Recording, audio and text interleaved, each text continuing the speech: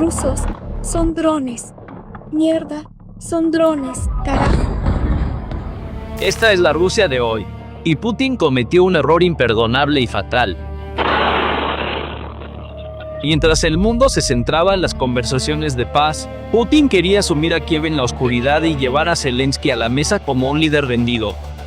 Desde Crimea hasta el Donbass, Putin exigía aproximadamente el 20% de Ucrania. Y para lograrlo, Rusia lanzó más de 1.600 drones suicidas, 653 vehículos aéreos no tripulados y 51 misiles. El objetivo era la voluntad de sobrevivir de millones de ucranianos. Este vandalismo tenía un único objetivo estratégico. Putin quería la rendición incondicional de Ucrania. La administración Trump estaba acorralando a Kiev al exigir la retirada inmediata de Ucrania del Donbass, afirmando que no puede haber un acuerdo sin concesiones. Creo que el 78% del territorio ya ha sido tomado por Rusia. Esperaban una respuesta de Ucrania, pero esta respuesta no fue la que el Kremlin esperaba. Los ataques de represalia de Ucrania fueron instantáneos. Mientras Putin intentaba forzar a Ucrania a rendirse en la mesa de negociaciones sin luchar, la guerra llegó a las puertas de Rusia. Zelensky jugó sus cartas, y toda Rusia se sumió en el caos y la agitación en un instante. Esto no fue un simple contraataque. En la noche del 11 de diciembre, Ucrania lanzó uno de los ataques con drones más grandes y coordinados de la historia, dirigido a todo el norte de Rusia, incluida la capital, Moscú.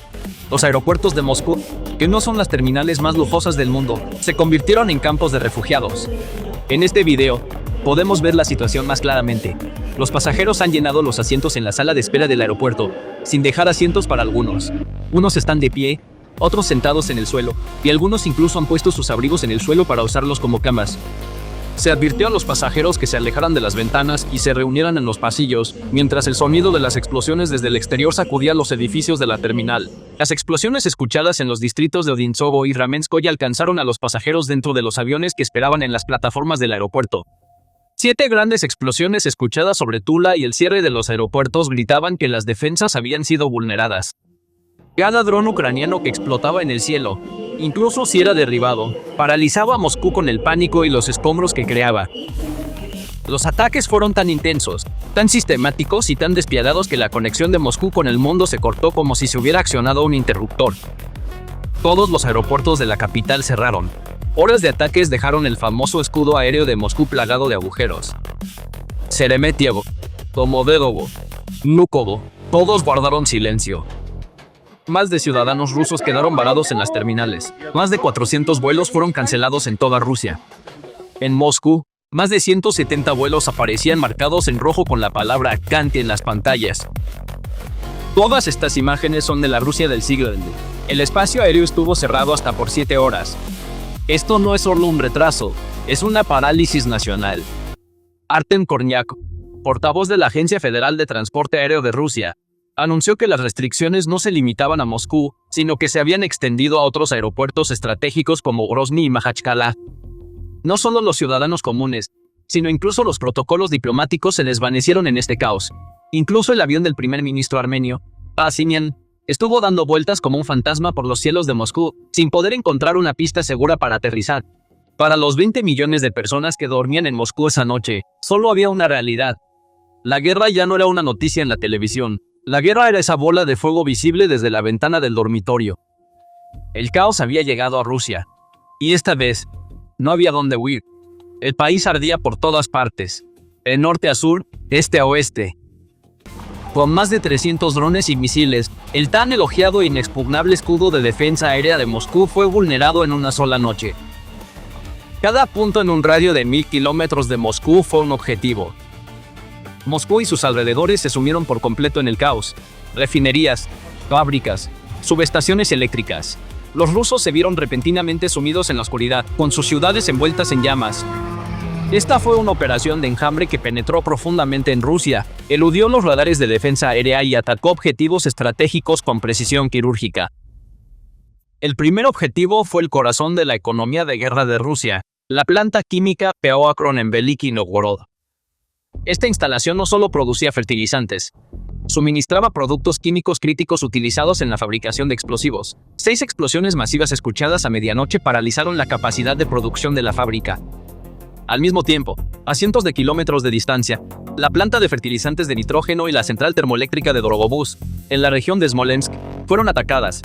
Estas instalaciones producían componentes de nitrato de amonio para la industria militar rusa. Ucrania estaba atacando la fuente de la capacidad de producción de proyectiles de artillería de Rusia. Y luego los drones se dirigieron a Moscú. Para cuando la Federación Rusa emitió una alerta roja para la región de Lipetsk, ya era demasiado tarde. Los vehículos aéreos no tripulados se deslizaron hacia la capital a baja altitud, aprovechando los puntos ciegos del radar. Y esta ola de caos llegó hasta San Petersburgo, la ciudad natal de Putin, la capital cultural de Rusia, fue sacudida por un enorme incendio en un mercado. Los testigos escucharon explosiones.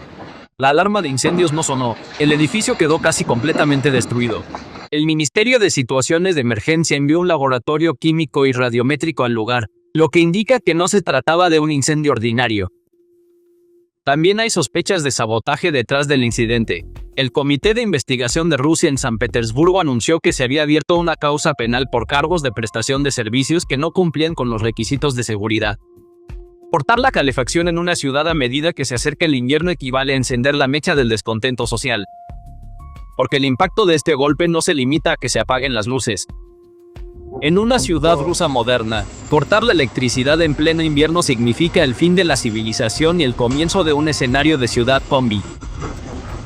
Los sistemas de calefacción central en Rusia dependen de bombas eléctricas para hacer circular el agua caliente. Cuando se va la luz, las bombas se detienen. Con temperaturas exteriores de -10, -20 grados, solo se necesitan horas para que el agua estancada en las tuberías se congele. Cuando el agua se congela, se expande y revienta esas tuberías de hierro desde adentro. En ese momento, la crisis deja de ser una interrupción y se convierte en una catástrofe. Debido a las tuberías reventadas, incluso si vuelve la electricidad, esos edificios no podrán calentarse durante meses. Esto significa que miles de familias se quedarán sin hogar.